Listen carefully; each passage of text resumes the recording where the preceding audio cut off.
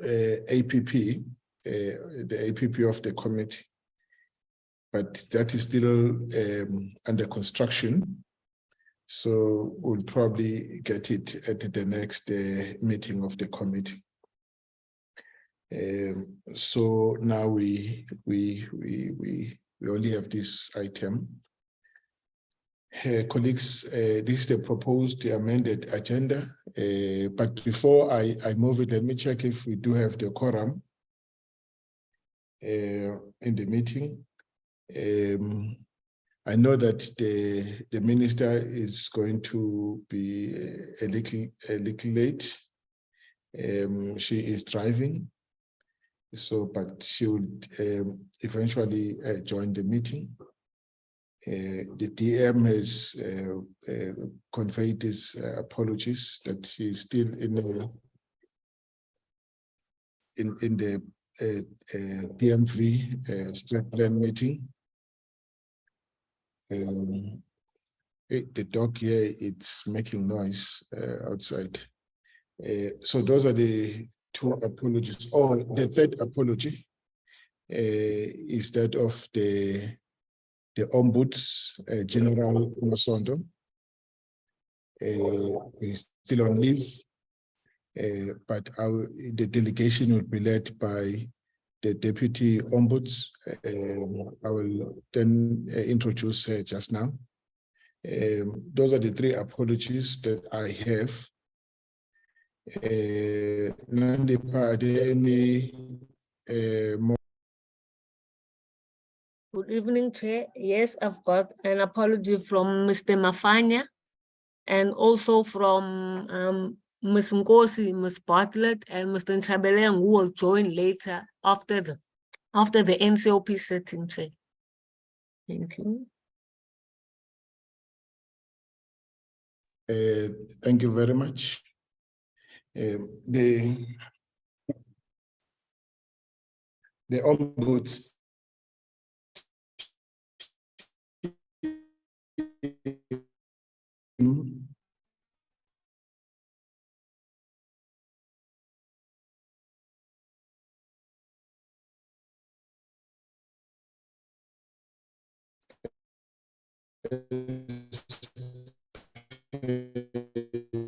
the list that was given by the Deputy Military Ombud. It includes the Chief Director Operations, Mr. Tim Tetwa, Ms. Nzuli Chaka or Chaka, Ms.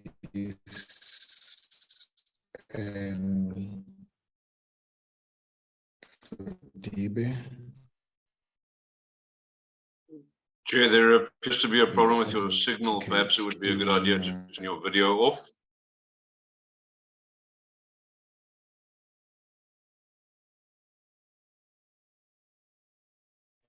I've also lost the chairperson.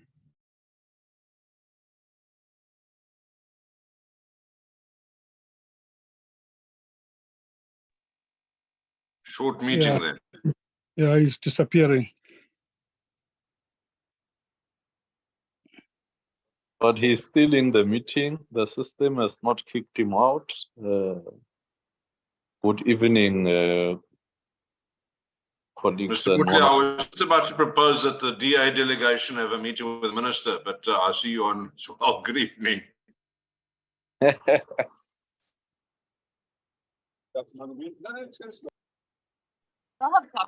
Chair. Chair. Chair. The chair is in the meeting, but he doesn't seem to have a mic. Oh. The Honorable Mutli. Yes. I was just to say that I can hear now. Okay. okay. Sure. Motsumai. Hello, Motsumai. Chairperson. Yes, can you hear me? Yes, I can hear you. I don't know others. Oh, I see. I see. No, my apologies. The system, for some reason, I don't know what happened, but I found myself out of the meeting, and but Motsomai had taken over, and I think it was cool. All right. Do we have By the whom? A coup by whom? Motsomai? I would like to apologize for the Honorable Mafani got the same very problem to log in. Oh, I see. But he's going to join the meeting at some point. Yes. Yeah. No, thank you very much, Motsomai. Thanks. All right. Do you have the quorum, Nandipa? Yes, we do, Chair. Thank you very much.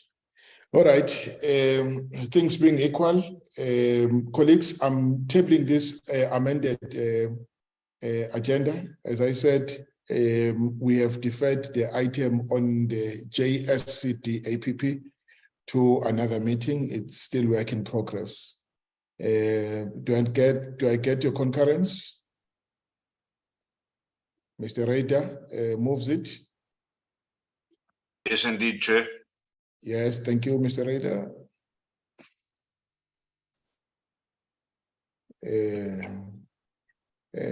Thabo Mutle seconds it.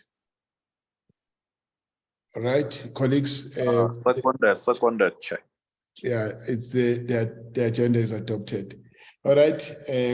I know I've seen the minister. He is logged in. Minister, we had received your apology that would be a bit late. I was not expecting you to be around this time. I thought you would be around very late, but because you are in the meeting already, let me give the platform to you so that you can then introduce the team. I've indicated that the DM has conveyed his apology, and General Masondo, the Ombud, is still on leave. So those are the two apologies on the side of the department, and it's the Deputy Ombuds that is leading the delegation, Advocate Damani Mkhosana. Over to Honorable Minister. Chair, I'm going to leave my my camera off. I don't know whether we are in a storm here or not, but it is bad. So thank you very much. I think because I'm not sure how stable I'm going to be, maybe we should just say thank you for again convening us at this time, and then ask the Deputy Ombuds to take over and to make the presentation. Thank you, Chair. Sorry, thank you very much, Minister. All right, let me now invite the Deputy Ombuds to take us through. How much time do you need, ma'am? Good evening, members of the Joint Standing Committee on Good evening. Defense. I think 20 minutes or I give yes. you 30. Thank you. Thank Over you, over Chairperson. to you, Advocate. Great. I am with Mr. Tim Tetwa, the Chief Director of Operations, Mr. Johan Bear, the Director for Intake and Analysis, Ms. Ndombi Mdloli Chacha, the Director for Communications, Mr. Mashanje, the Legal Assistant, Ms. Ntlodibe from HR, and Ms. Ndazluana from Planning. Chairperson, can I start with the presentation? Yes, you are welcome, ma'am. Thank you. The aim of this presentation tonight is to present the annual performance plan for the year 23-24 and the implementation of its recommendations. The mandate of the office is divided into 3 parts. That is part A, the Military Ombud mandate, part B, the Military Ombud imperatives, and minister's priorities and general situational analysis. And part C refers to measuring of the military ombud performance. The next slide that I'm going to talks to the mandate of the office in terms of the Military Ombud Act. And the mandate is derived from the Military Ombud Act number 4 of 2012. And I'm not going to give details of the mandate. And the next slide refers to the regulatory framework relating to the mandate of the office. And I'm just going to mention the legislative or the regulatory framework is the Constitution of the Republic of South Africa, 1996, the PFMA, the Defense Act 42 of 2002, the Labor Relations Act 66 of 1995, the Mr. Promotion Ma- of Access to Justice Act. Ma'am, I think the committee knows all of that. Thank you. Yeah, Thank you, Minister. if you could proceed to the thrust of the presentation. Thank you. The situational analysis of the office. Firstly, the Office of the Military Ombud has not reviewed the Military Ombud Act since it was promulgated in 2012. The office has started the legislative process for the amendment of the Act during the year 2021-22. The authority to review the Military Ombud Act was obtained from the Minister of Defense and Military Veterans in 2020. Further consultation regarding the revision of the Acts are taking place with the current minister in order to address the appropriate institutional independence model of the office. The GTEC was appointed to conduct a feasibility study and business process mapping on the most appropriate institutional model for the office. The outcome of the GTEC process will assist to determine the institutional independence model, which will have an impact on the amendment bill. The Office of the Military Ombud presented on institutional independence model, Schedule 3A entity, to the MCC, that is the Military Command Council, in August 2021. And thereafter, the Military Ombud met with the minister in September 2022 regarding this matter. The office is awaiting an opportunity to present to the COD on the institutional independence and the legislative review process. The office situation is affected by external and internal environmental factors.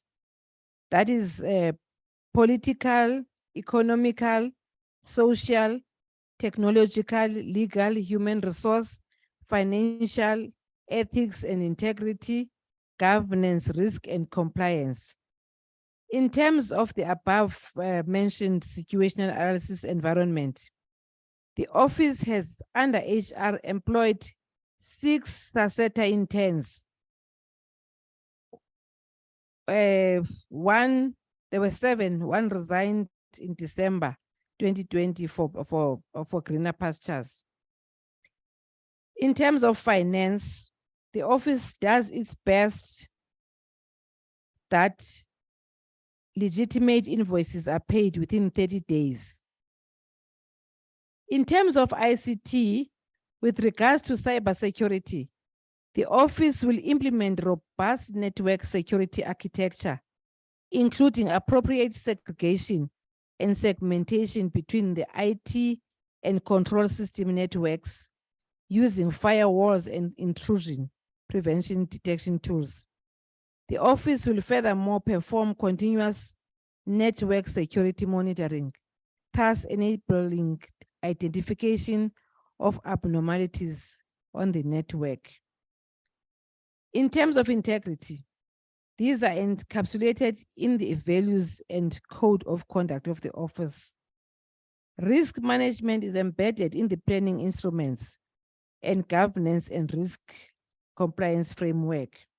However, in terms of human resources, our area of concern is the historic underfunding of the compensation of employees. We are functioning on a minimal strength of 63 as against the 89 approved posts, and the 63 posts are also not fully funded. In summary, the office is in support of the ministerial priorities for the 2020 to 2025 planning period. The focus areas of the office are linked to the priorities of the minister. I'm not going to mention the focus areas. I've touched on them in the previous slide. The office has aligned itself to the results-based model as guided by the Department of Planning, Monitoring and Evaluation, DPME. And now the next slide, we are going to deal with the output indicators for the office, which is the first one, the percentage of written complaints resolved fairly, economically, expeditiously within the office of the Military Ombud. And our annual target for that is 75%. The second one is the percentage adherence to the Military Ombud Master Record Index Plan for policy and procedures.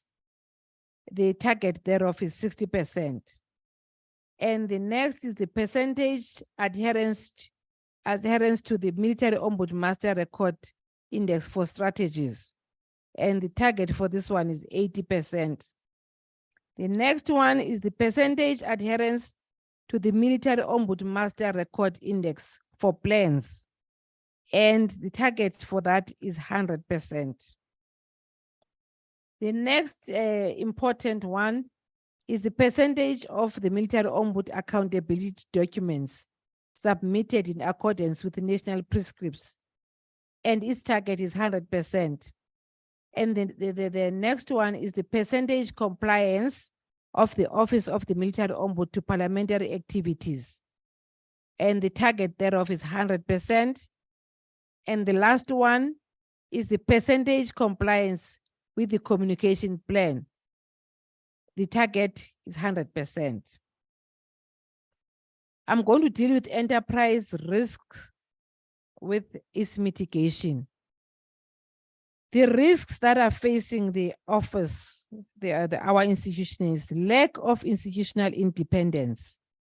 And the response to that is that the office will follow the legislative amendment or review process to ensure alignment of the Office of the Military Ombud of the Act with the appropriate organizational form identified. The next one is a shortfall on the compensation of employees. That is the budget.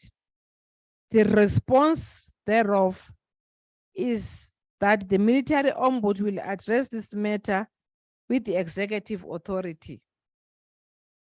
The next risk is a slow turnaround in the finalization of investigations due to slow responses by services and divisions. And the response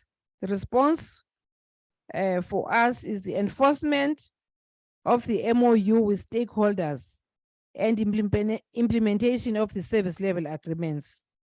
The office has got monthly engagements with the Chief SNDF, as well as there's a liaison are liaison forums between the office and the SNDF to monitor the progress. The next slide is on the financial management. In this presentation, we are presenting the historical financial allocation, but the most important one for this meeting is the continuous shortfall as indicated in the years 2023, 24, 2024, 25, and 25, 26 MTEF.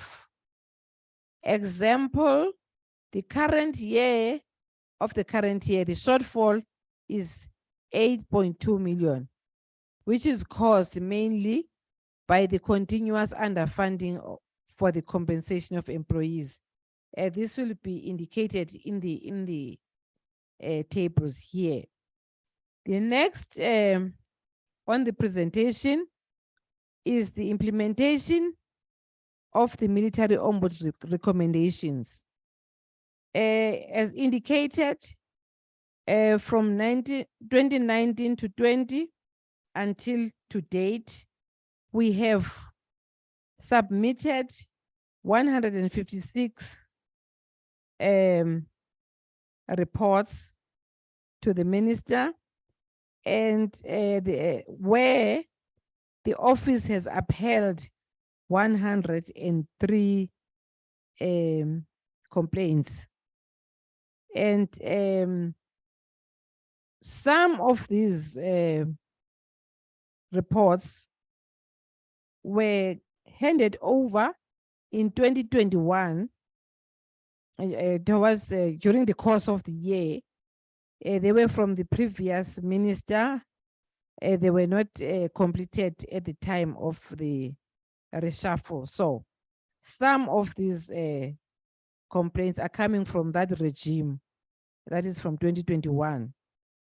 And the next one, of the 156 reports submitted, as I have indicated, the office has upheld 153.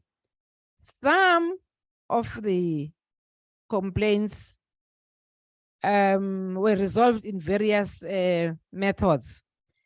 For instance, the ADR, Alternative Dispute Resolution, and there's no need for the endorsement by the minister. There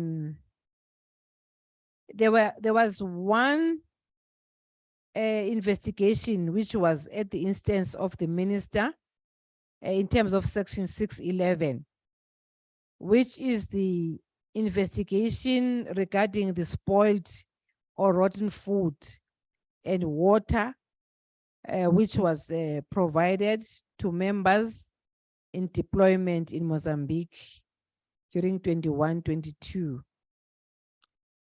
The Military Ombud has, through the MOU with the SecDef and the CSNDF, initiated and constituted the forum that I referred to above. There is an MOU that the office has with the SecDef and it's a tripartite MOU, which is helping us to facilitate matters between the office and the SecDef and the chief office. The Ombud also has ad hoc meetings with this chief SNDF, the chiefs of services and divisions regarding investigations and implementations and the unlocking of the backlog. He does that through these forums that he has with the chief and the chiefs of services. We have, in this presentation, submitted 2 court decisions which we feel that they are of importance, which have got implications on the mandate of the office. The cases are Lembede versus Minister of Defense and Military Veterans and others, which was decided on the 15th of December, 2021. The second one is Davids and another versus the Minister of Defense and Military Veterans and others. That is, so it's Davids and Miles. There are two cases of the same facts and same decision. I can just outline the most important elements of these two decisions. The court let me deal with the Lembede matter first. The court decided that the recommendations made by the Military Ombud in the Lembede report in terms of Section 6.8 are not a directive. For instance, if the Military Ombud upholds the complaint, in terms of Section 6,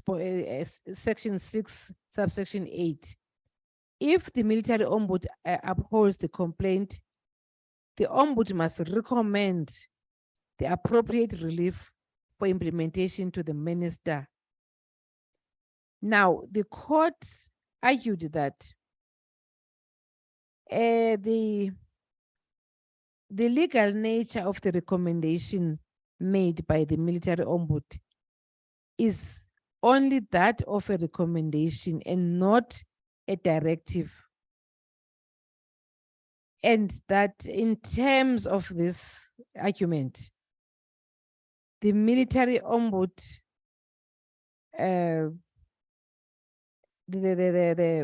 the recommendation is not binding. The minister may choose to arrive at another recommendation. And the second one is David and Miles. They are the same facts, same everything. The minister in these cases upheld a complaint, recommended that the minister directs the Surgeon General to finalize its process in order to ensure the implementation of the OSD.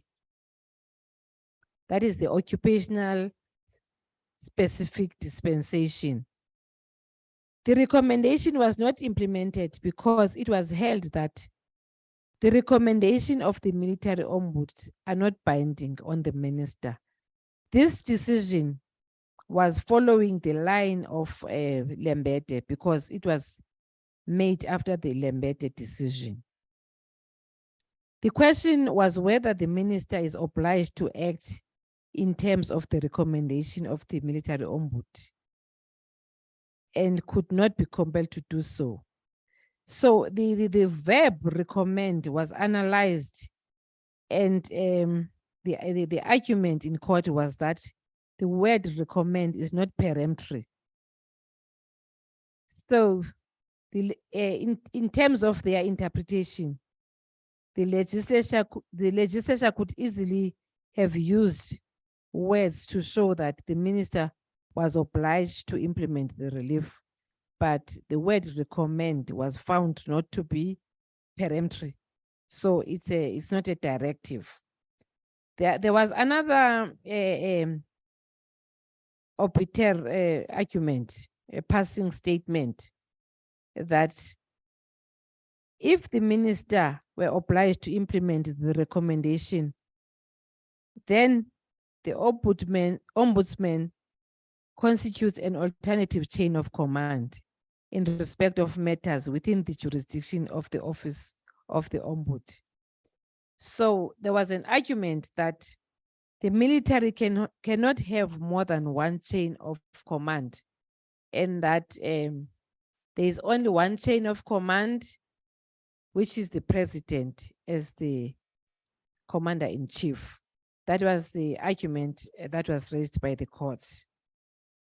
I've reached the end of the presentation, Chairperson. Thank you.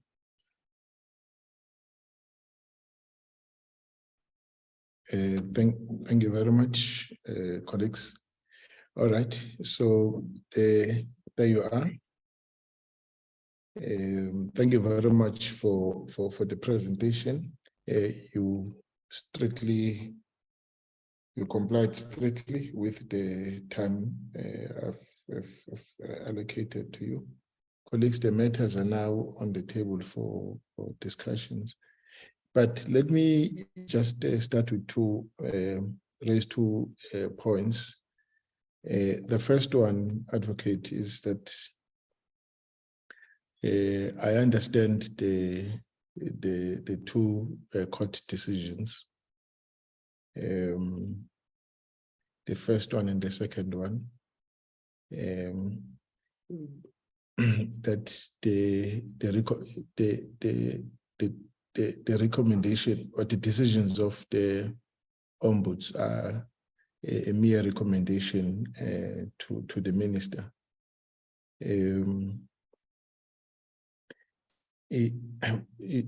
Will I be correct if I say that accepting that there are recommendations, but the minister is still duty bound to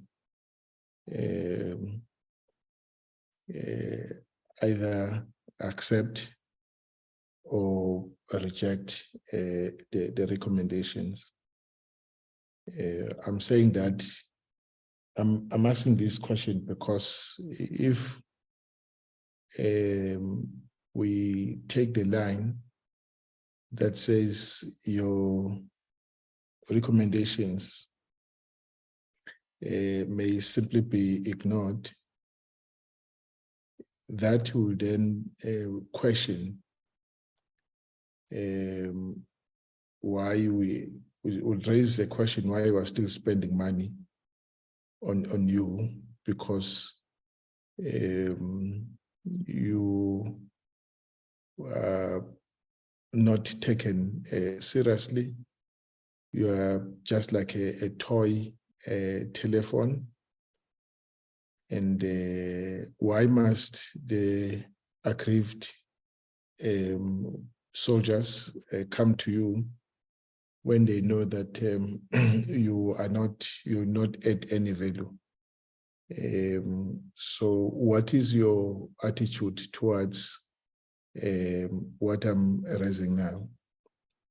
Maybe in short, is it that the minister is still duty bound to either accept or reject? At least now she can still say, look, I've listened to you, your recommendations make sense, and on those basis I accept them, and then issue out an instruction to the relevant authorities to implement the recommendations, or reject them, in which case they then dispose of the matter, as it were. So I'm raising this point, understanding why a military ombuds was created, and is still very, in my view, critical that we keep a body like this. Otherwise, it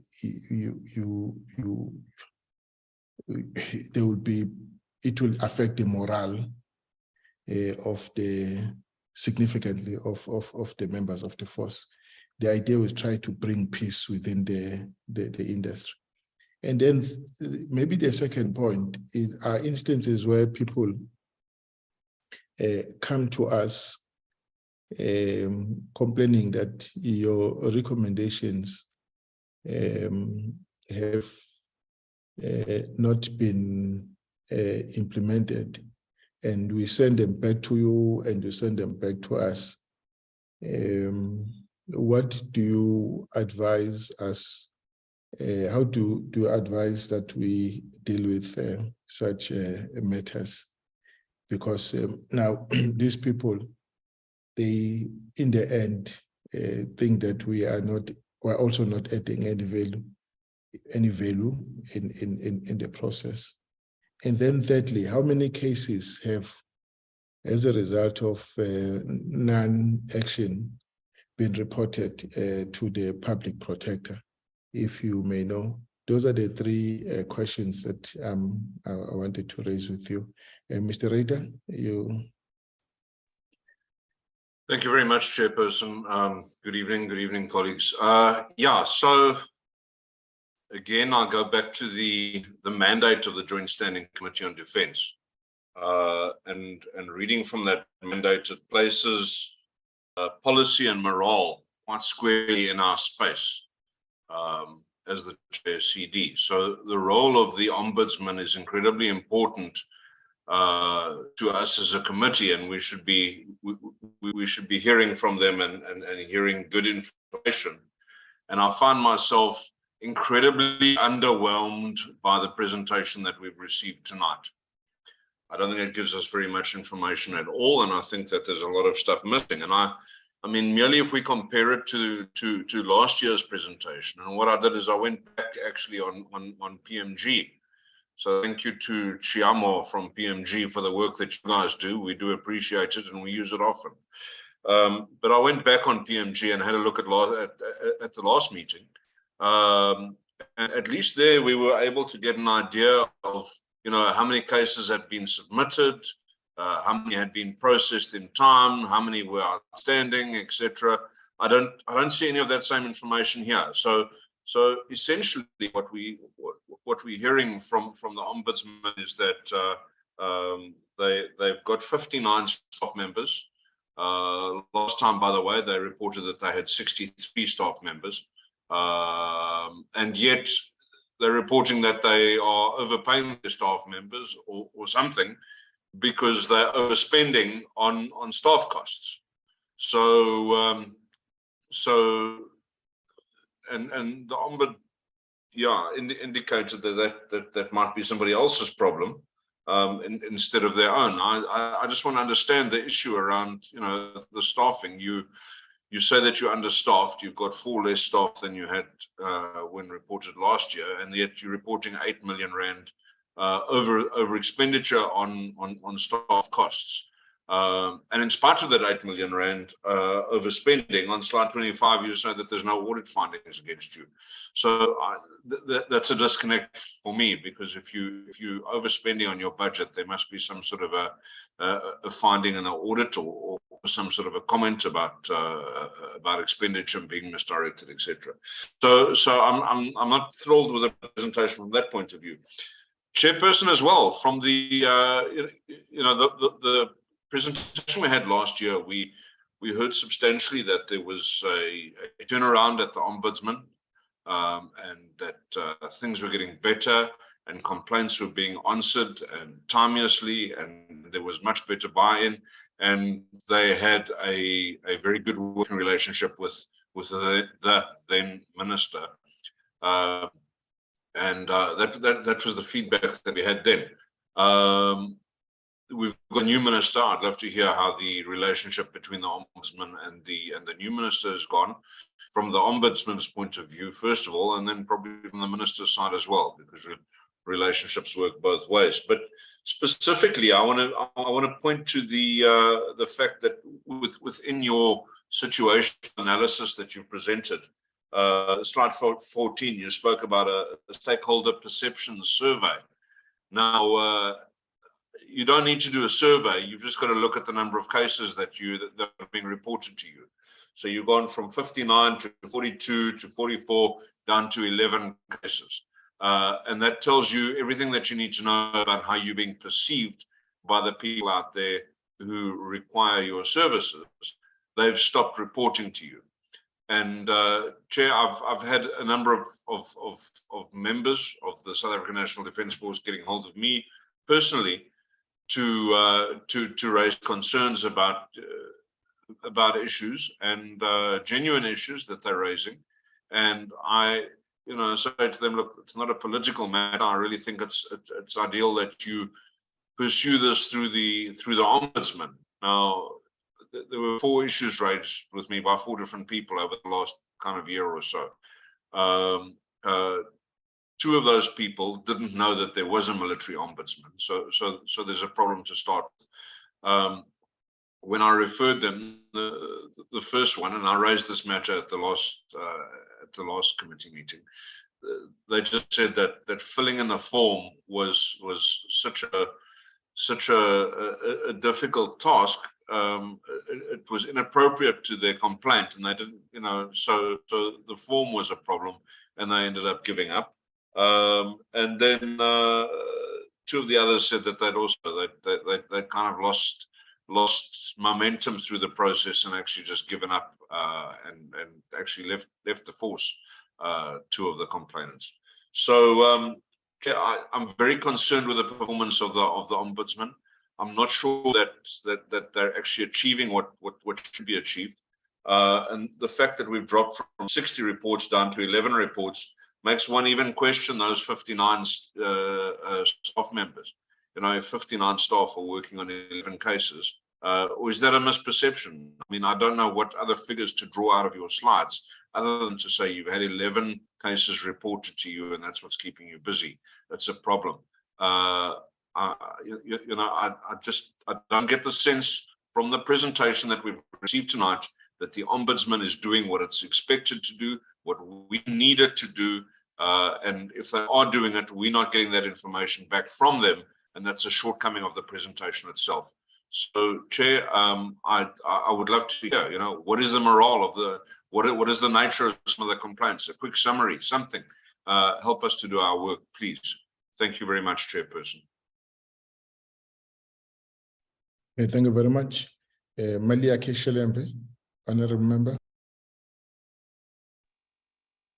No, thank you very much, Chairperson. I think some of the issues have been covered by yourself and Honorable Ryder. Chair, I think the same concern that we have been raising in the previous years about the status of the Ombudsman office. What we are hearing today, it's an indication that while we are going to experience these challenges in many years to come, because look, the institution, is not, independency. It depends, on the decision of the minister. Now it creates, a problem between the ombuds and the minister, because the minister in that case, it looks like, is a judge and is got, a final decision on all the matters, which is makes it difficult. Or some members of, the SNDF, let's say the complainants, will say, okay, the ombuds has agreed, with our issues, but the minister is against. Then what happens now? Because minister is acting like a political head in the institution.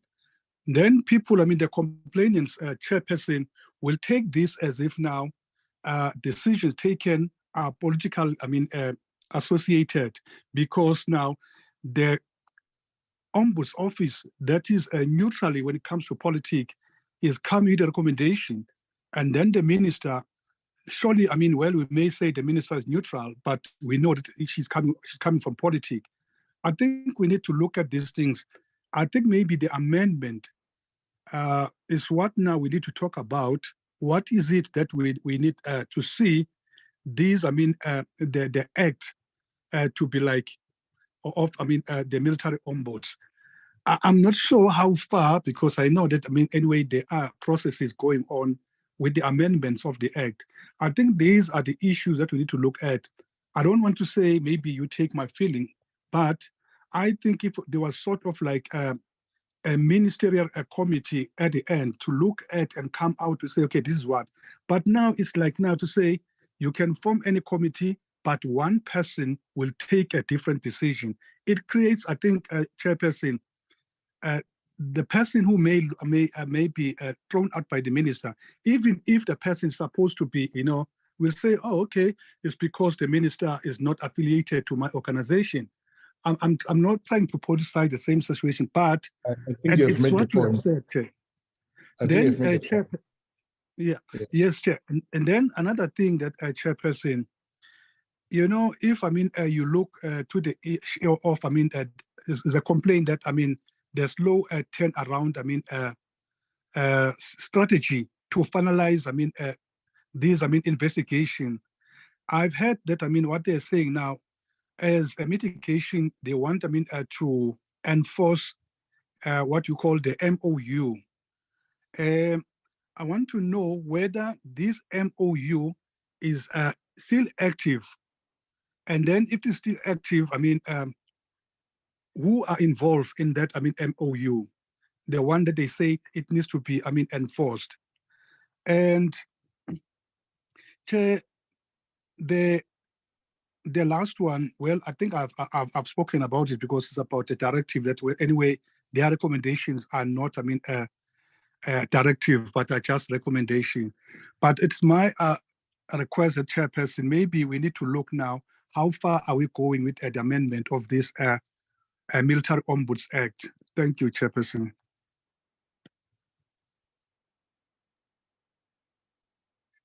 No, thanks. Honorable Mutle. All right. Thank you, Chair, and good evening. Chair, maybe a quick one. Based on the presentation, which is indicating that these matters are piling up and there is no quick resolve, as they have indicated that they date as back as 2000 or 2001. The minister is in the meeting. Maybe she can share light with us as to what is it that they are going to, what measures are they going to put in place to ensure that they try to resolve this outstanding, long-standing and outstanding files that have been submitted to her office. Secondly, from the Military Ombud itself, have they thought of a possible solutions to this matters, taking into consideration that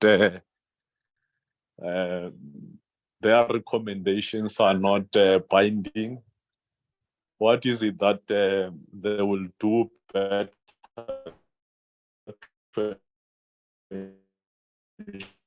ensure that there is point of view that when matters are lodged with them and they finally make a recommendation, they will find expression to avoid the situation. I foresee a situation where they will be rendered useless in the near future, for a lack of a better word, because if their recommendations are as good as an advisory body and they can be considered as such, complainant will rather go seek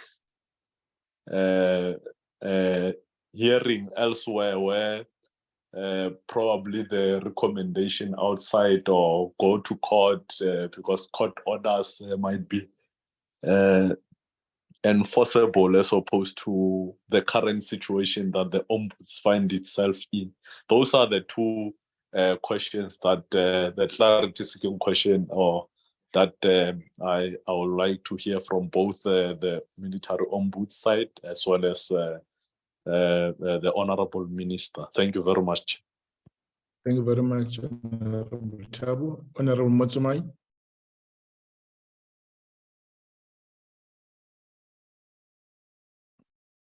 Motsumai. Please unmute. Chairperson. Yes, sir. Yeah. Let me just switch this one off. Just switch off your video. It's interfering with your network. I hope now I'm audible. Please switch Chair. off your video so that I don't also know mine what's switch off wrong. your video so that your line will be clearer. Okay, let me switch the video off. Chair, I would Okay. like to ask this ombudsman, from 2016 up until now, there were cases reported to them, especially cases of military veterans that the department failed to pay them their military pension and special pension. Up until today, they have never benefited nothing. And I would like also to, Chair, to ask why the ombudsman is there, but is failing to attend the seriousness of the cases of the military veteran, people who were fighting the apartheid system, who are now sick. Most of them, they are sick and die, and they're expecting to be buried with that 25,000. And these people, they are really, really sick. There's one who stay in Golden Gardens, who is using a pump, and on his house, there's no electricity, and nothing has been assisted. Secondly, Chair, the very same military veterans, when they are having a serious problem, they went to the office of the ministers, they will simply be told that they are kidnapping the very same minister whom they want to raise their concern. Chairperson, lastly, I would like to know about the promotion, because there are members who lodged the case, are individuals are being promoted in South African National Defence Force. Why this thing is happening and they don't take action? Now, the special pension fund was closed. Who closed the special pension fund? Because the cases are coming there and they don't bring the case, they don't attend those cases. What's wrong with this ombudsman? I thank you, Chair. Okay, thank you very much. All right, I think some questions are directed to the minister. I think it's fair to ask her to come in first. Let me just check if I can still recall those questions.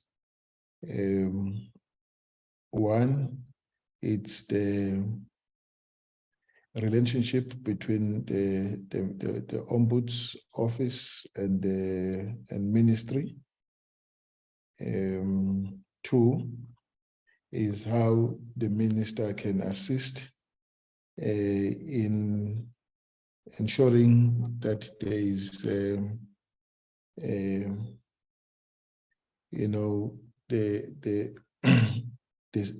is to improve the turnaround time when it comes to the implementation of the recommendations, especially those that have come to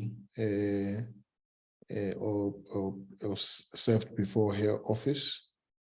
And then thirdly, whether she intends to amend legislation to give more powers or some level of independence to the institution, given the two court judgments that clearly say that the decisions, the recommendations of the ombuds are just recommendations and then have no binding effect on the minister, whether she intends to change that situation.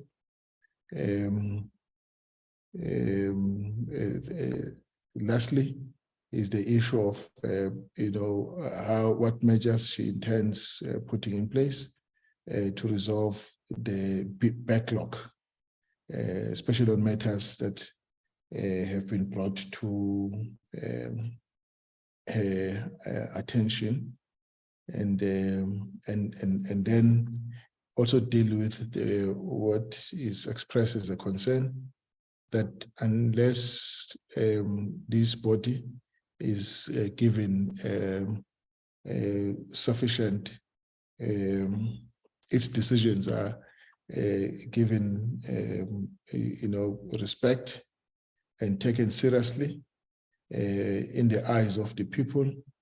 They will be seen as a useless body.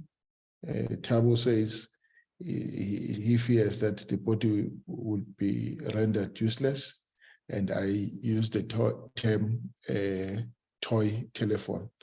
So those are, I think, for the minister to deal with.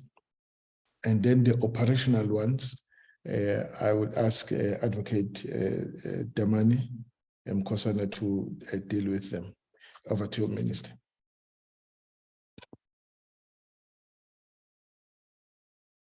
Thank you, Chair.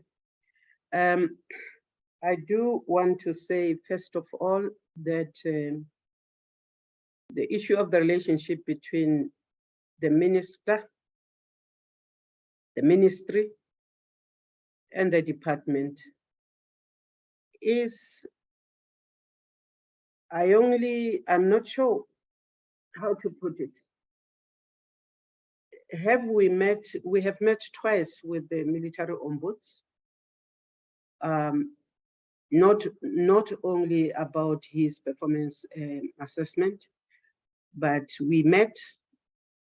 Firstly, I was orientated by himself, and then we had a meeting which looked at the annual report.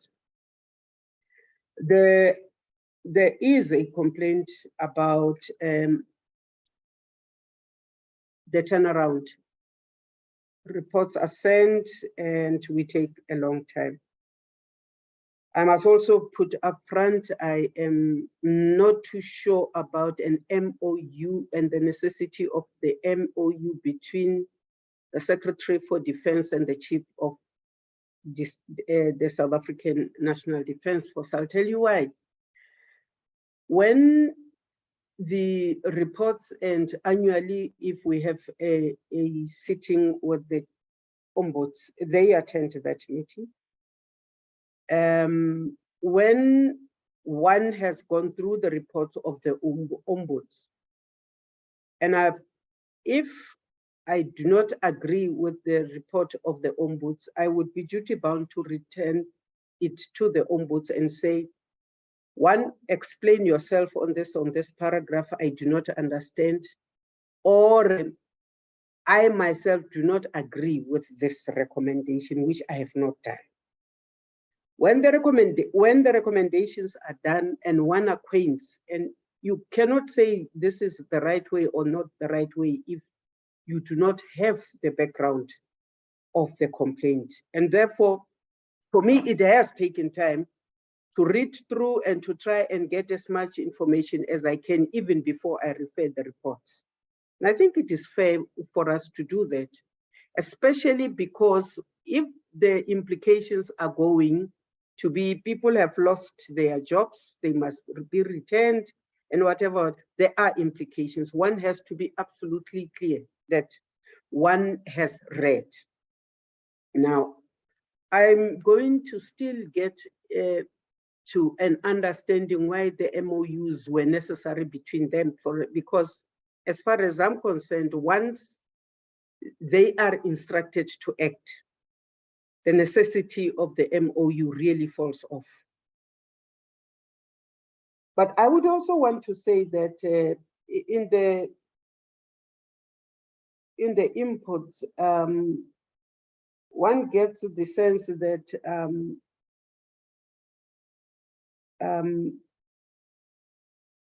there should be a fully fledged body of the military ombuds. And Chairperson, you're asking whether I would consider amendments. I would, on this particular one would have to really seriously take legal advice. Because for the simple reason that if you are going to have the accounting officer and Chief Sandaf, and you have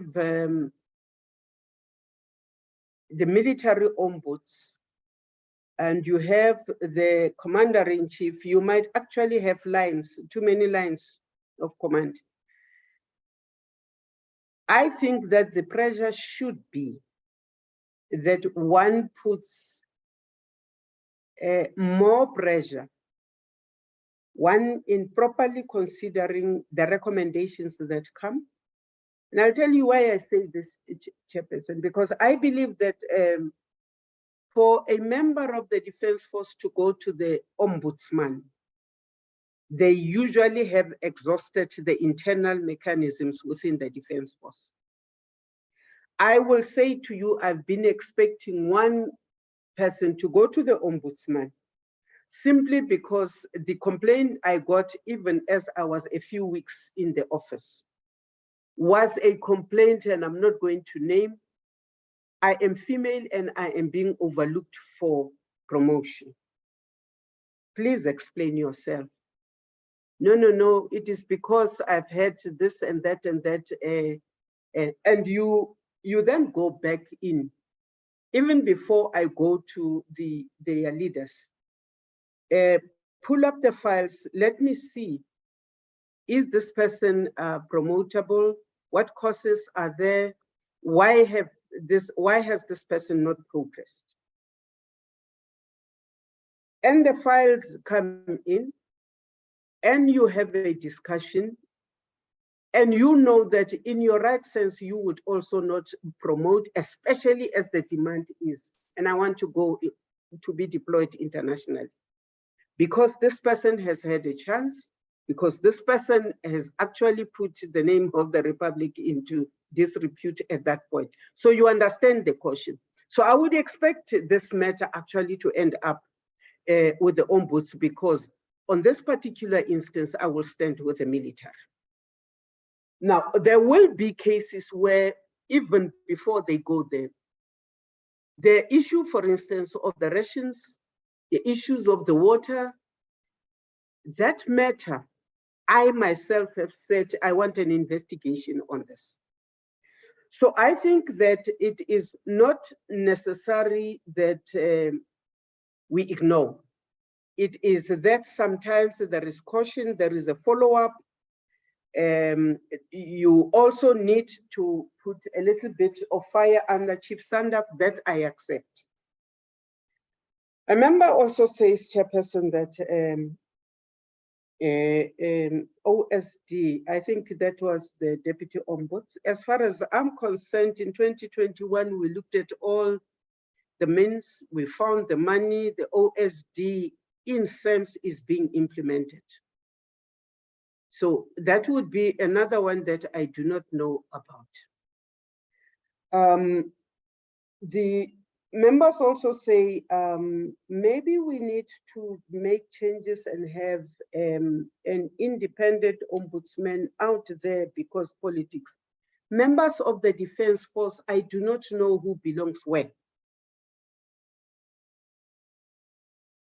It is not important because all of them are members of the Defense Force. There must be one dispensation. There must be one line of respect. And therefore, if there is politics playing, then we would have an issue. Members of the former members of the non-statutory forces within the Defense Force, some of them we can't even remember where they started.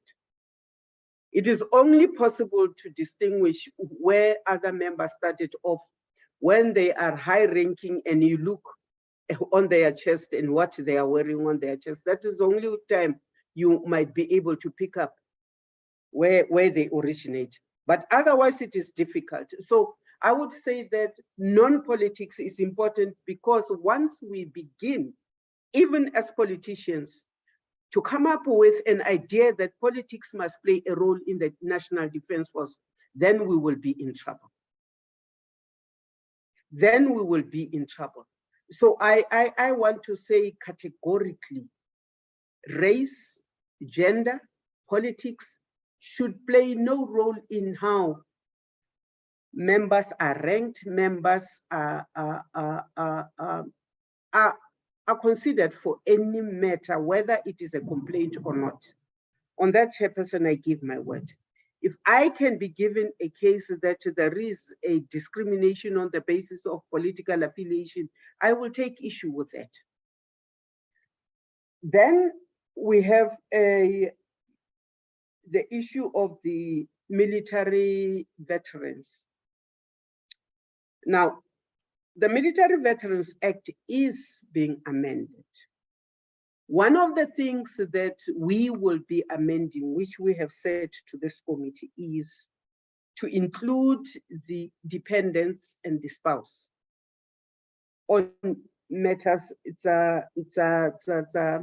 health. It is also to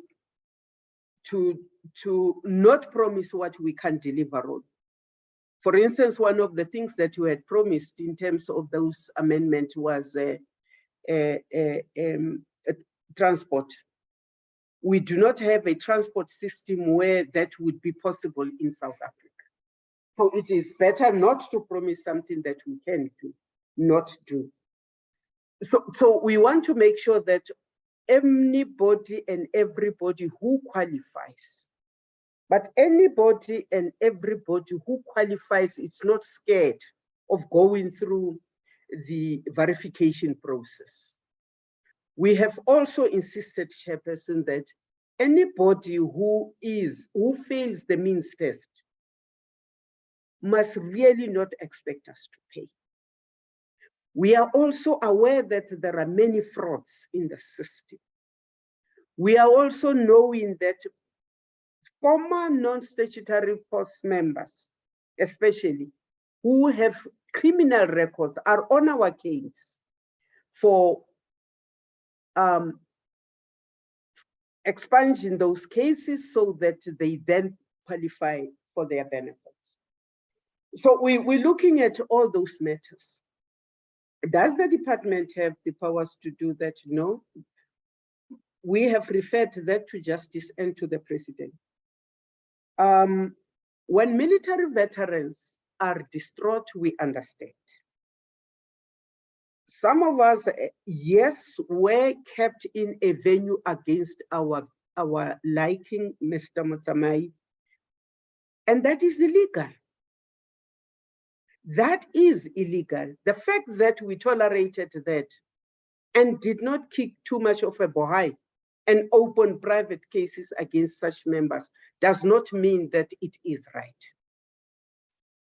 So to say that we are saying we're being held hostage when indeed we're held hostage on this platform, it cannot justify that. It does not mean that the Department of Military Vets should drag its feet in making sure that the benefits go to the members. So I would say for that, we are trying to be in such a hurry as we can to make sure that those who deserve those benefits must get them. But we have also been upfront, Chairperson, that there can't be double dipping. You cannot sit in Parliament and expect us to give you free housing when what you earn actually make you fail the means test. Chairperson, I'm not sure I'm leaving anything out. Would I consider the amendments? Yes, I said I would. Would I give all the support to the ombuds? Yes, I will.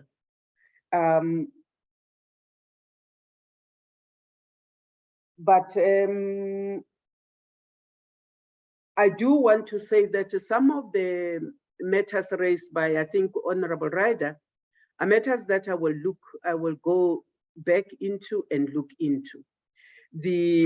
How the ombuds can play a bigger role, be known better. Maybe they should do something about it. There certainly is no inhibition or stoppage from our side.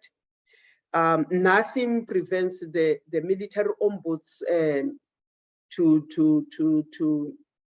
do as much of education on their role to the troops as possible. Should we have frequent meetings? Yes, we should. Will that help fasten the workload if we meet over cases when we have queries? Yes, it might. But I think that what we need to do is from both our sides, we must do the best. It is difficult when you are dealing with cases that you know nothing about, because you are not going to say, yes, go and implement, and they come back to you and they say, but this is the history. So we will try and do whatever we can to make sure that there is no backlog, and that we keep ourselves informed on every new case that comes in. Are the members free to go to the? I know that when we fail to implement the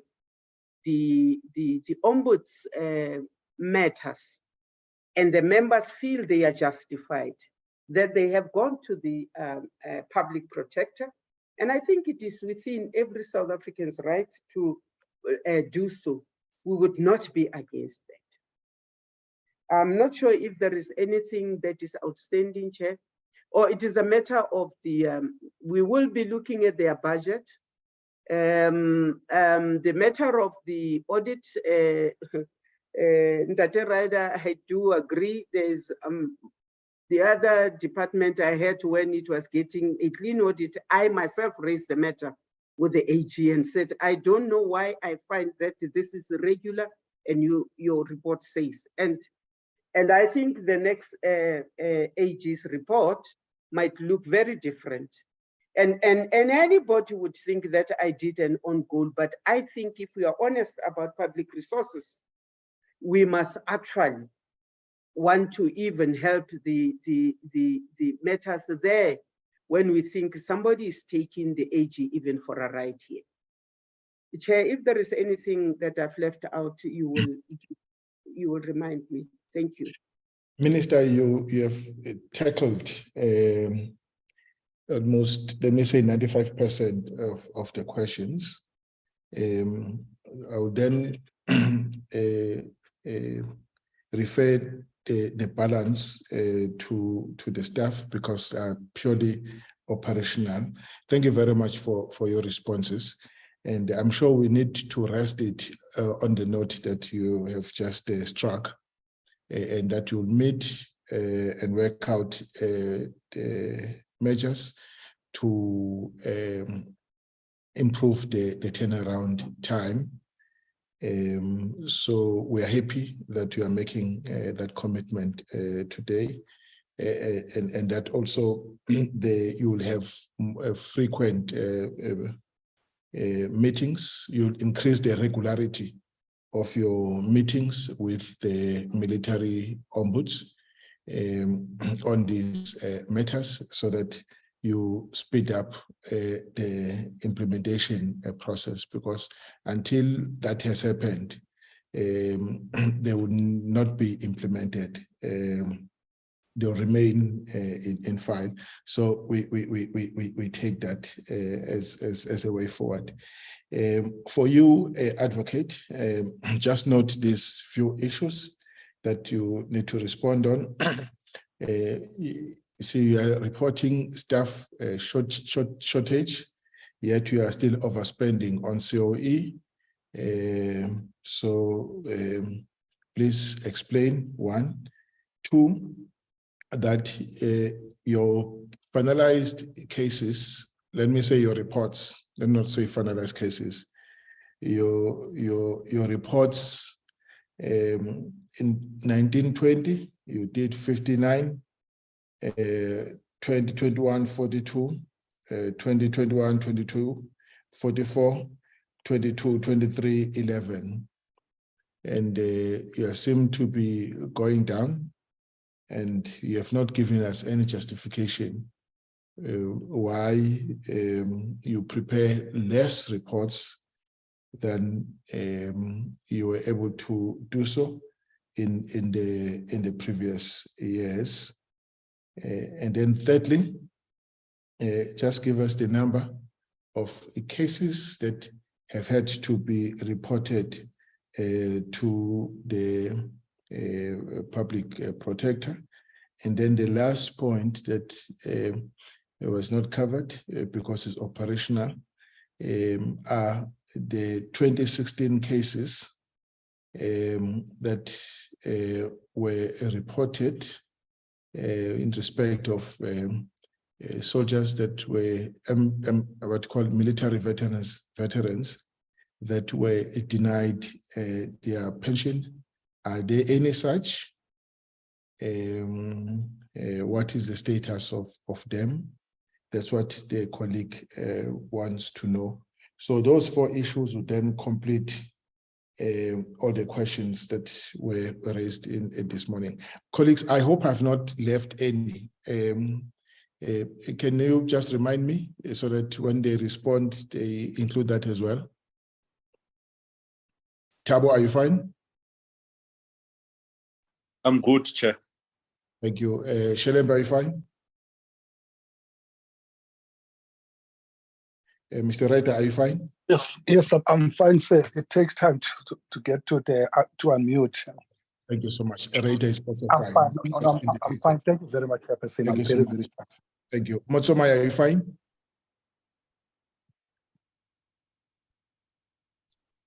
All right. All right. And over to you, Advocate. There is concurrence that is only these 4 issues that you are remaining for you to deal with because they are operational. Over to you, Madam. Thank you, Chairperson. The first one I'll respond to is the number of cases that have been reported to the public protector as a result of our perceived inaction. At this point, I don't readily have the number, but there are not many, but there is a developing trend now that there are more people that are out of a desperation from us, refer their matters to the public protector after you've made our recommendations. I don't have the number of hand, but there are not many, but there's a developing trend now for that. The other question by Honorable Reiter is about this report that we seem to be underreporting as against last year's report. This is a plan, and for the 2023 financial year, it's not an annual report. That detail and that information is usually contained in the annual report, which is usually presented to the Joint Standing Committee on Defense during August or September.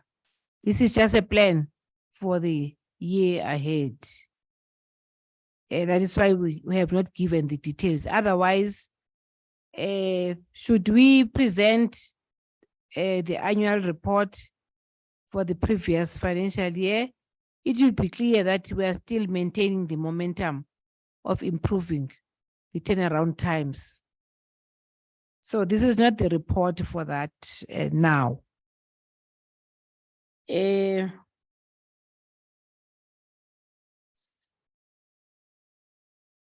With regards to the perceived overpayment of staff members, which is indicated by the shortage, by the shortfall in the compensation of employees budget. We have always been paid equally to the rest of the members in the public service. Our salaries are equal, exactly equal to the members. If a director is a director, they get the same amount of money with the rest of the directors in the public service. It is just that from the onset, the allocation on the budget for compensation of employees is not sufficient to cover the posts that we have in the office. That's why we every year incur the over expenditure in the compensation of employees budget. There is no overpayment, and what is also affecting the amount is when there is an exit. We use the same budget for compensation of employees to cover when there's an exit for the gratuity and everything. That's why we have this constant over expenditure. The other one is the 2016 cases of the military veterans. Chairperson, you will recall that the mandate of the Office of the Military Ombud is to investigate matters from members with regards to the conditions of service, current members and former members. We don't have jurisdiction over the military veterans. They don't fall within our jurisdiction in terms of the Act. So we don't entertain matters regarding the military veterans in the office. But would you entertain them if they come to you as ex-soldiers complaining that they have been denied their pension? That is not with the former members. The Act refers to the conditions of service of the former members. That is the only, that's where, as far as we can go. We cannot investigate the issue of the military veterans and the benefits thereof. It's not provided in the Act. Okay. And so in other words, you would not regard a pension as forming part of the conditions of service, because it's a matter that arises when the person has exited the system. Sometimes it does. With regards to the issue of pensions, sometimes when we analyze at the entry level, some cases they belong to GPF. Some we analyze them at entry level, and that's where we can determine whether we have jurisdiction. But most of them, they belong to GPF, and we look at the strict provisions of the Act that establishes us, and it doesn't cover the benefits of the military ombud. I mean the military veterans. No, point made. Yes. I don't know if I've left anything else, Chairperson. No, you have dealt with all the matters. Yes. Let me. I think you are right. Coming back to Mr. Ryder, I know Mr. Ryder's hand is coming up. You see, I'm not too sure if you would want to contest your point where you say the cases, the reports are simply not, you are not reporting on them. You are simply just, presenting, but I wouldn't understand why you will reflect the reports as in the way that you have done. From 59 in 2019 to 2020 to 11 in 2020, 2022 and 23, and then say that is not a a true reflection of your performance. Why you say that? I know that you are yet to come and present a report, but you have these statistics in this report that you have just presented. The whole picture, Chairperson, will be clear when we do the annual reporting, because we'll be dealing with the intake in details. But now you will notice that we are starting from 2019-21, the number of reports that we finalized, and the number of, it's not the number of cases that we received, it's the number of reports that we finalized, right? And not the cases that we received. So there will be a clear picture when we're dealing with the report, annual report. No, it's fine. I will give you the benefit of the doubt. When I understand that your report does not have to wait until August time, you have already submitted your report to Parliament via the minister, isn't it? Yes, we have. You have. So it means that we can take your reported the presentation on a report at any time. At any time, yes. Yeah, I know that your date is different. The tabling date is different. Yes. Okay, let me. And the other issue is about the. There was mention of the fact that there were some people, some members who are not aware of the office of the Military Ombud. I just want to address that. We've got a communication strategy, and we undertake massive outreach all over. And I am not sure, because we cover everywhere. We for instance, upon induction, we join the joint operations, and upon deployment, we've got partnerships with joint ops. We go when there's a deployment, when there's everywhere, and we are visible everywhere.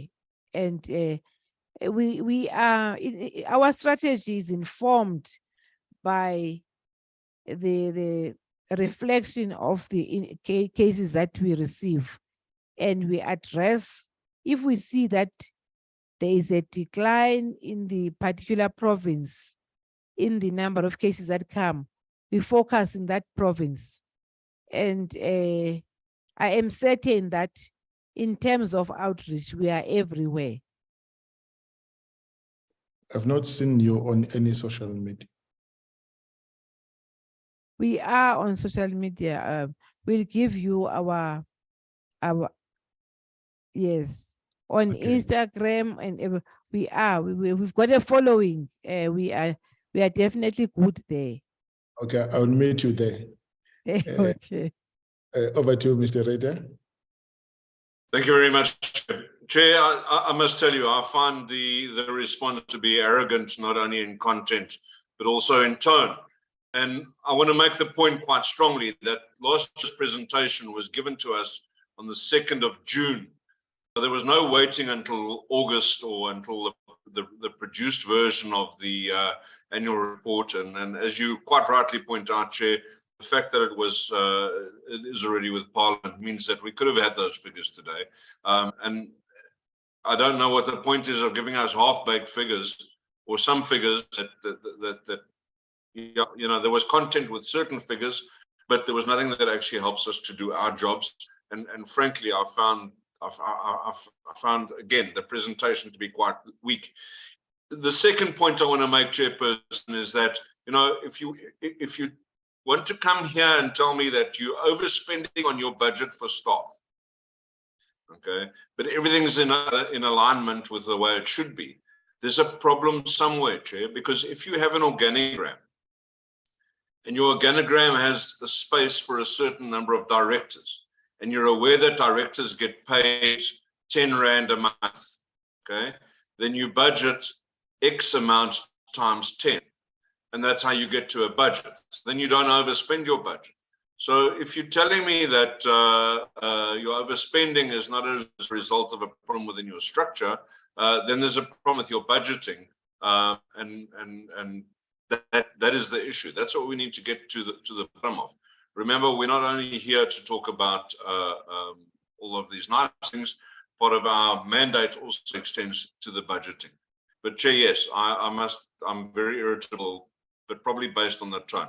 Thank you. No, Mr. Mare, I will come back to the minister in a moment. Let me allay your fears, Mr. Reiter, that at the moment we're not dealing with the annual report. We're dealing with the APP looking forward, but the issues you are raising, they will find more relevance, and I'm sure they'll also come prepared to deal with them when we deal with the annual report, because we'll be looking back and how they've closed out their own budget in the last financial year. So if you just bear with me, that we should plan. I must plan to bring the annual report before the committee so that you can then deal with those issues in a much more sharper way like you are doing now. Do accept that. So I'm trying to strike a balance between what she is saying and what you are saying. That at the moment we should not conflate the two, the annual report and the annual performance plan, because one is looking forward and the other one is looking backward. Do you agree that we should approach it that way? That's fine, Chair. Thank you. I'll wait for the anticipation, as I say. Thank you so much. That I will do. I'm sure that then deals with the tension that was starting to develop at that level. Minister, you are the last person on this issue before we close this item. Over to you. No, thank you very much. I was trying to come in and say that, of course, members of parliament have the right to put any question to us. And if we are not ready with the response, we must indicate that we are not ready with the response. The truth is, Honorable Ryder, that throughout DOD, I can assure you, I do have issues when it comes to the budgeting. I have issues when it comes to issues of compensation. I have issues when it comes to professionalism there. And also marrying the programs with the policies that we have adopted. So sometimes, yes, I find myself standing on one leg, and sometimes I stand myself supporting them all the way. But it is administrative weakness that we are going through. I can assure you that the hearts are in the right direction of the soldiers on the ground. Of that one, I'm very clear. So we will do our best in the next appearance to make sure that we have also looked at what Honorable Ryder has put on the table. It worries me that at exit, you then have an over expenditure, because HR doesn't really work that way. It depends on how I exit. And if it is where you are getting rid of people or whatever, then you are found to be on the wrong, then of course you've got to compensate. But if an employee chooses to resign at the end of the month, surely there shouldn't be a matter of over expenditure there. So I will look into it and also come back to the committee on this matter. Thank you, Chairperson. Thank you very much, Minister. Let me then close this by saying that we will schedule a meeting with you, Minister, in the next quarter. I think it will be the first item on the agenda in the next quarter. This issue of the annual report. May I request that by the time we meet, all these issues that the colleagues were concerned about, that you have dealt with them adequately, would have been, addressed,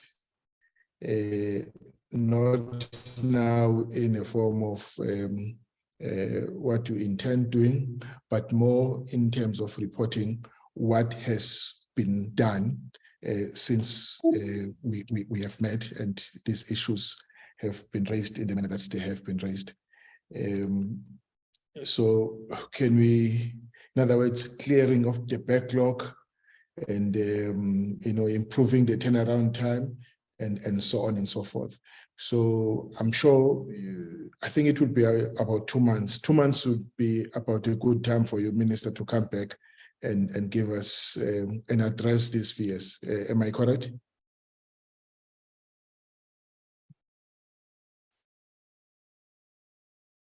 Yes, Chairperson.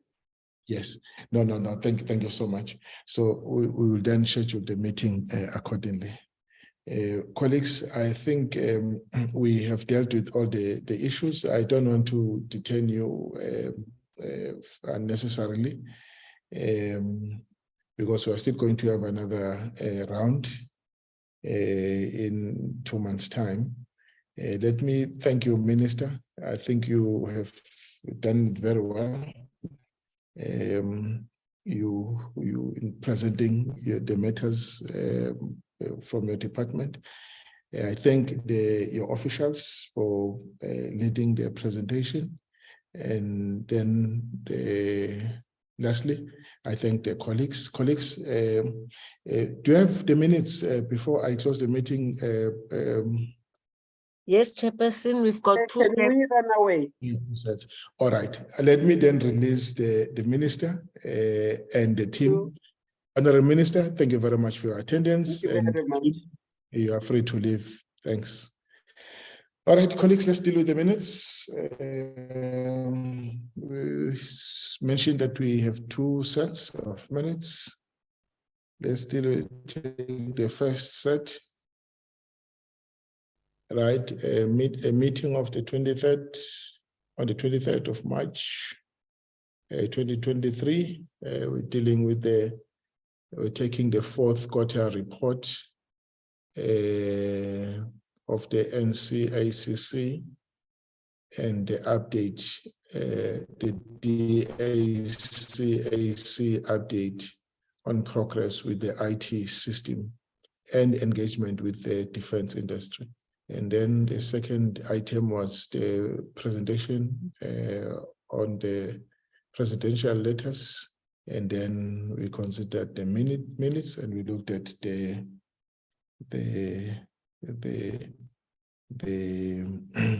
joint standing, what you call our report, JSCD report, midterm report, as well as the briefing on the study tour. Maybe let me just include this briefing on the study tour. Are you in the meeting, Velem? Good evening, Chair members. Yes, I am. I will invite you after we've finished with the minutes to just report on some progress on the study tour. Okay. Please Thank be you, Chair. ready. I'll do so.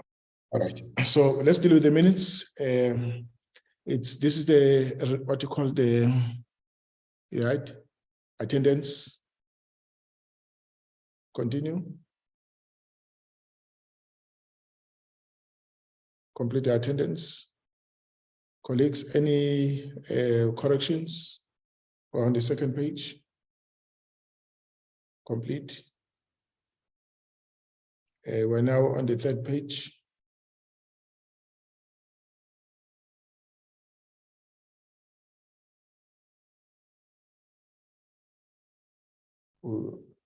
Fourth page.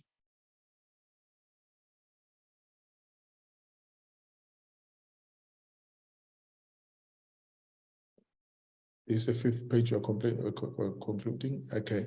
And then the last page. Page 6. Go right to the end.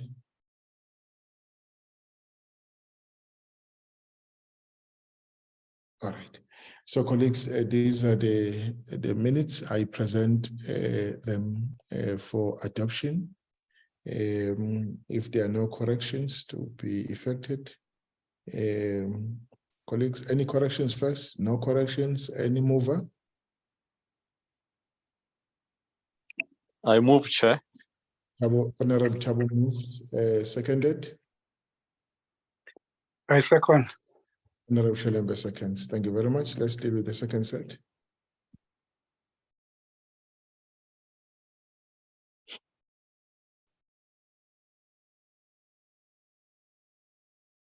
A meeting of the 20th of April, 2023. Again, we're considering the presidential letters. It was a briefing by AMSCO and DOD on AMSCO managed contracts and the AMSCO docket, and then the feedback on the workshop on spares and maintenance contracting. All right, we moved to deal with the attendance. Right, I hope there is no correction. The attendance and complete the attendance.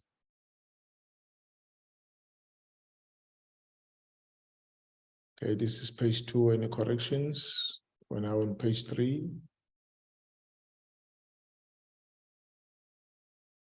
Moving to page 4. We're moving to page 5.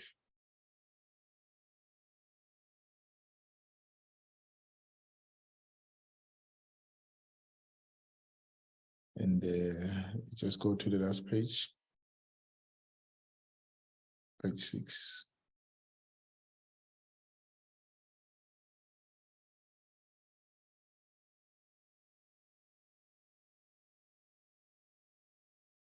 Okay, there is page 7. All right, colleagues, these are the minutes I'm presenting for adoption. Is there any mover and the seconder? I move adoption, Chair. Ms. Honorable Tim moves. I second, Chair. Honorable Bartlett. Honorable Bartlett seconds. All right, so the 2 minutes have been adopted as true reflection of what transpired in those last 2 meetings. All right, having concluded this item, let me, colleagues, invite with your indulgence, Willem, just to give us an update on the trip, on the tour, study tour to Turkey and Germany. Over to you, Willem. Thank you, Chair, and good evening to all members. Just a brief update on the study tour application. As members know, we've tried to keep members abreast of developments on the WhatsApp group as well. But on the 14th of April, we submitted a new application to the Houses of Parliament for the study tour to take place. There's been some progress, although it's taking a while to get all the necessary signatures, but and Nandipa can assist if I did get this incorrect.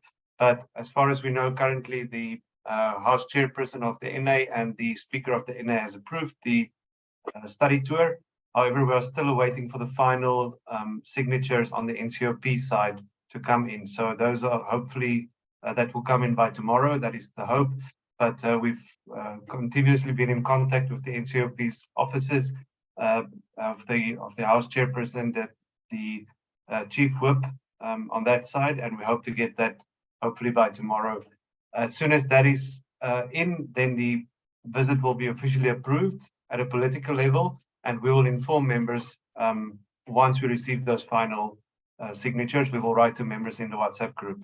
The process from there will then be to apply for financial approval as well, but that is an administrative process on the side, and also liaising with the embassies in Germany and Turkey. We will do that as soon as we have the final political approval signatures. So, Chair, that's where we stand. It is looking good at this stage. We're just waiting for those final signatures, and we will update members. Thank you. Yes, no, thank you very much, Venom, for the update. And colleagues, you recall that we had selected 3 countries for this study tour: Egypt, Turkey, and Germany.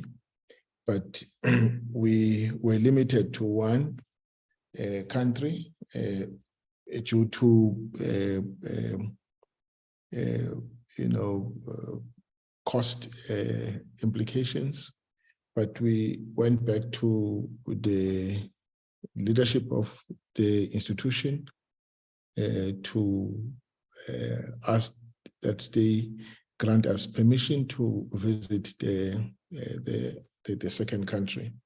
And we told them that in actual fact, the 2 countries are about 2-3 hours by air away from each other. So we are still, it's like you are traveling within the same country, essentially.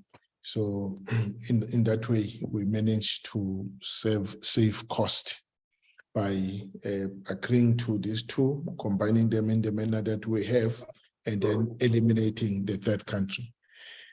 And then 2, the numbers, they had wanted to limit us to how many numbers? 9 numbers, 9 members of parliament, both houses.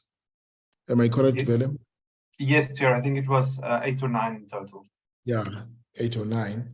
But we have since gone back to them to ask them to agree to 11, that we are a joint standing committee, and the joint standing committee brings together the 2 houses of parliament, and it would not have been possible, to say you go and you don't go, because we were all acting as one team. However, we have been assisted by the fact that some 2 members dropped out. So at least we could still give them evidence that we were trying to meet each other halfway. Inkosi Cebekulu dropped out due to ill health. 2, Ulekwase is going to come with Home Affairs. We joined the Home Affairs study tour, and the co-chair, her passport was not ready until just about how many days ago, where he sent it through. Yesterday, Chair. It was just yesterday. So by then, we had agreed that with him that given the fact that it has taken him time to organize a passport, it would be fair, and he has not met the deadline, it would be fair to be one of the members we are sacrificing in the process. So we've dropped 3, so we remain with 11. So in other words, we're 2 more than what we were required to provide, but at least we've come down from, from 14. That was going to be the number. All right, so colleagues, that's the story. Just to complete the report that Velem presented. So the data are confirmed, Velem? Yes, Chair. The application that we submitted has the dates on it, and let me just check the resubmitted dates that we did communicate to members as well is for the 24th of June till the 3rd of July. Okay, so those are the dates. Colleagues, any issue? Any comment on this one?